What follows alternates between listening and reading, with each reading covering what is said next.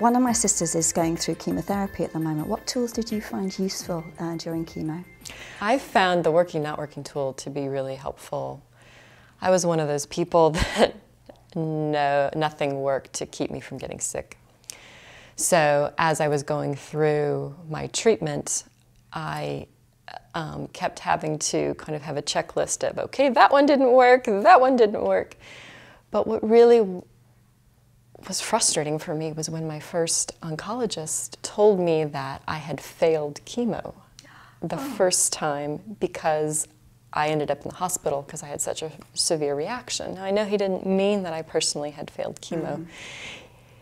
It was just his clinical way of talking. And when I sat down and told him, you know, the impact that this was really happening on my having on my life, that I was dreading every minute of the day, my next chemo treatment, and I actually had my list for him of what needed to change, it was powerful for him to see that. And I felt he responded to me in a faster way, knowing, here it is written out for you.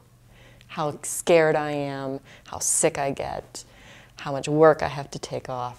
I need you to do something about this and to work with me on that. So it felt empowering, even though I was bald and green and didn't feel very powerful in my state. I also used a tool called matching support through my treatment. And it was really all the way through, you know. The chemo treatments, as I had mentioned, I wasn't fond of, was kind of dreading each time.